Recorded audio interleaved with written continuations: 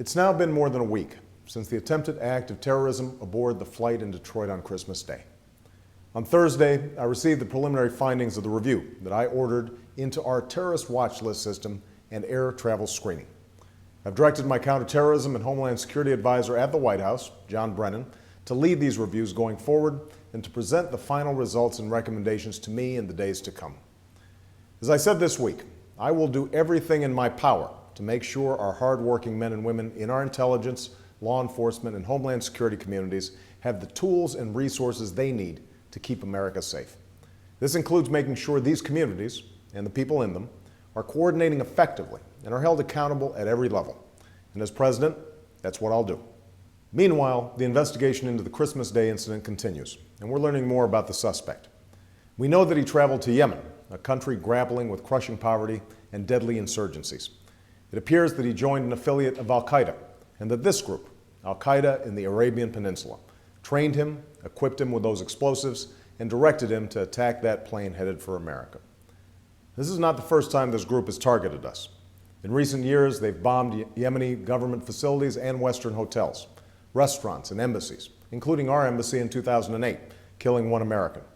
So as president, I've made it a priority to strengthen our partnership with the Yemeni government, training and equipping their security forces, sharing intelligence, and working with them to strike al-Qaeda terrorists.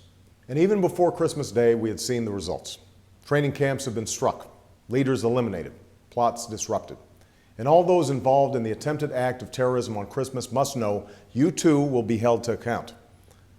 But these efforts are only part of a wider cause. It's been nearly a year since I stood on the steps of the U.S. Capitol and took the oath of office as your president. And with that oath came the solemn responsibility that I carry with me every moment of every day, the responsibility to protect the safety and security of the American people. On that day, I also made it very clear, our nation is at war against a far-reaching network of violence and hatred, and that we will do whatever it takes to defeat them and defend our country, even as we uphold the values that have always distinguished America among nations. Make no mistake, that's exactly what we've been doing. It's why I refocused the fight, bringing to a responsible end the war in Iraq, which had nothing to do with the 9/11 attacks, and dramatically increasing our resources in the region where al-Qaeda is actually based, in Afghanistan and Pakistan. That's why I've set a clear and achievable mission to disrupt, dismantle, and defeat al-Qaeda and its extremist allies and prevent their return to either country. And it's why we forged new partnerships, as in Yemen, and put unrelenting pressure on these extremists wherever they plot and train, from East Africa to Southeast Asia, from Europe to the Persian Gulf. And though often out of sight, our progress has been unmistakable. Along with our partners, we've disrupted terrorist financing, cut off recruiting chains, inflicted major losses on al-Qaeda's leadership, thwarted plots here in the United States, and saved countless American lives. Yet as the Christmas Day attempt illustrates, and as we were reminded this week by the sacrifices of more brave Americans in Afghanistan, including those 7 dedicated men and women of the CIA, the hard work of protecting our nation is never done. So as our reviews continue, let us ask the questions that need to be asked. Let us make the changes that need to be made. Let us debate the best way to protect the country we all love. That's the right and responsibility of every American and every elected official. But as we go forward, let us remember this. Our adversaries are those who would attack our country, not our fellow Americans, not each other.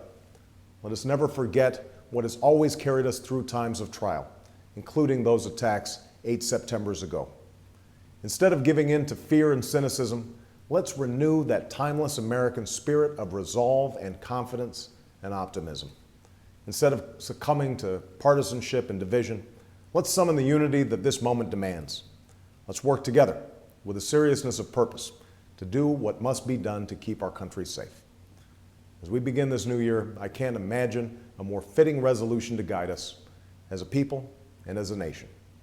Happy New Year.